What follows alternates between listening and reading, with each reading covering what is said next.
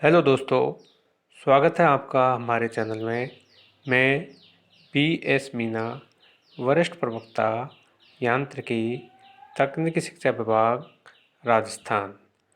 साथियों, पिछले लेक्चर में हमने चर्चा करी थी ट्रंकेटेड कॉनिकल पिवट बेयरिंग की। तो आज हम उनसे रिलेटेड प्रॉब्लम सॉल्व करते हैं। तो आइए देखते हैं प्रॉब्लम क्या है। A conical pivot supports a load of 20 kilonewtons. The cone angle is 120 degree and the intensity of normal pressure is not to exceed 0.3 Newton per millimeter square. The external diameter is twice the internal diameter. Find the outer and inner radii of the bearing surface. If the shaft rotates of 200 rpm and the coefficient of friction is 0.1, find the power absorbed in friction assuming uniform pressure. ठीक है, uniform pressure की conditions पे अपन को इस problem को solve करना है। तो सबसे पहले देखते हैं क्या क्या डाटा अपन को गिवन है। सबसे पहले देखो, लोड दे रखा है 20 किलो न्यूटन का। ठीक है, इसको अपन मानते हैं W। तो W बराबर है 20 किलो न्यूटन, यानी इसको लिख सकते हैं 20 इंटू 10⁻³ न्यूटन। ठीक है, और एंगल कितना दे रखा है, 2 अल्फ़ा इक्वल टू दे रखा है 120 डिग्री, यानी अल्फ़ा क्या हो जाएगा 60 डिग्री। ठीक है, और क्या दे रखा है, अच्छा नॉर्मल प्रेशर जो है वो दे रखा है, प्रेशर इंटेंसिटी 0.3 न्यूटन पर मिलीमीटर स्क्वायर। ठीक है, और है external diameter is twice the internal diameter. ठीक है, find the outer in the radius of surface shaft. Shaft की स्पीड क्या दे रखी है, रोटेट 200 आरपीएम, 200 आरपीएम। ठीक है, और कोफिशिएंट ऑफ फ्रिक्शन दे रखा है म्यू बराबर दे रखा है 0.1।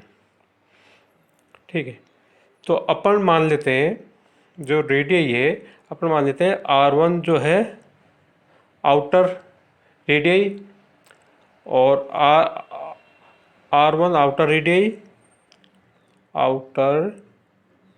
Radius of bearing surface. ठीक है, और R2 मान लेते हैं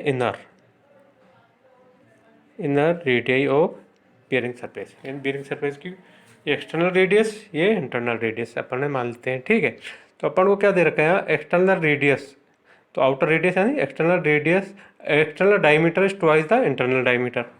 एक्सटर्नल डायमीटर इज ट्वाइस, तो रेडियस भी इस तरह हो जाएगी, external radius twice the internal radius.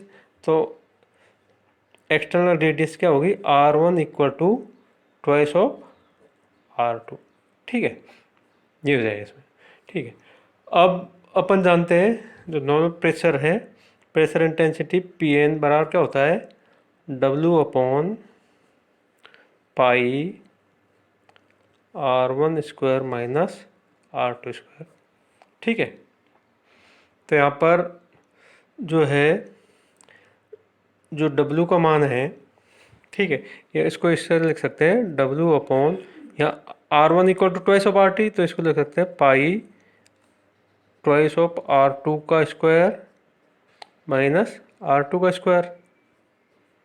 ठीक है, तो इसका मान क्या दे रखा है, प्रेशर इंटेंसिटी 0.3। ठीक है, इक्वल टू ये लोड कितना दे रखा है, 20 इंटू 10⁻³ न्यूटन। ठीक है, और पाई इंटू ये क्या आ जाएगा, 4πR2² माइनस R2², यानी ये हो जाएगा 3πR2²। ठीक है, 3πR2²। तो यहाँ से आप R2 का मान इस तरह लिख सकते हो, R2² इक्वल टू, इसको आगे और भी सॉल्व करते हो आप तो ये आ जाएगा 2.12 10⁻³ अपॉन R2 का स्क्वायर। तो R2 का स्क्वायर बराबर क्या हो जाएगा, 2.12 10⁻³ अपॉन 0.3। ठीक है, तो यहाँ से R2 का स्क्वायर ये माना है, इसको आगे से अपन सोल्व करेंगे। ठीक है, तो ये आ जाएगा R2 इक्वल टू आ जाएगा फाइनली 84 मिलीमीटर। ठीक है, मिलीमीटर रह गए क्योंकि अपना P है, न्यूटन मिलीमीटर में अपन चेंज नहीं किया। तो R2 आ गया 84 मिलीमीटर। तो R2 अपन आ गया, यानी इंटरनल रेडियस आ गई। तो आउटर रेडियस कितनी है, ट्वाइस ऑफ इंटरनल। तो R1 इक्वल टू क्या आ जाएगा, ट्वाइस ऑफ R2, यानी ट्वाइस ऑफ, यानी इक्वल टू ट्वाइस ऑफ 84 यानी 168 mm। ठीक है, तो ये R1 की वैल्यू आ गई, ये R2 की वैल्यू आ गई। ठीक है, अब अपन को निकालना है जो पावर ऑब्जर्व्ड इन फ्रिक्शन, वो निकालनी है। तो टॉर्क चाहिए। तो टॉर्क क्या होता है, टॉर्क इक्वल टू होता है 2/3 mu W cosec alpha into R1 cube minus R2 cube upon R1 square minus R2 square.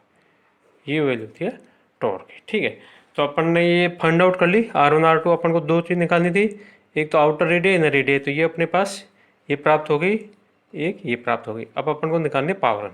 तो टॉर्क बराबर होता है 2/3 mu W cosec alpha into R1 cube minus R2 cube. ठीक है, तो ये जो है इसमें अपन रख देते हैं मान। तो 2/3 म्यू का मान क्या है, 0.1 into cosec 60 into R1 cube, यानी 168 168 क्यूब माइनस 84 क्यूब अपॉन 168 का स्क्वायर माइनस 84 का स्क्वायर। ठीक है, ये अपने मान आ गए। अब इसको अपन आगे सॉल्व करते हैं। ठीक है, तो ये आ जाएगा, टॉर्क आ जाएगा 301768 न्यूटन मिलीमीटर, और या फिर इसको लिख सकते हैं 301.76 न्यूटन मीटर। ठीक है, तो ये अपनी टॉर्क की वैल्यू होगी। ठीक है, अब अपन को मतलब पावर एब्जॉर्ब्ड इन फ्रिक्शन, तो कितनी घर्षण हानि हो रही है फ्रिक्शन के कारण, तो वो होता है P। ठीक है, तो अपन P इक्वल टू क्या होता है, T ओमेगा, यानी 2π/NT अपॉन 60। ठीक है, तो यहाँ पर 2πN कितना है, 200, और T आ गया ये 301.76 अपॉन 60। ठीक है, तो अब इसको जो सॉल्व करेंगे तो पावर इक्वल टू आ जाएगी 6322 किलोवाट। इसको अपन आगे सॉल्व कैलकुलेट करके सॉल्व करेंगे तो 6322 किलोवाट, ये इसको लिख सकते हैं 6.322 वाट। ठीक है, तो ये पावर एब्जॉर्ब्ड इन फ्रैक्शन। धन्यवाद।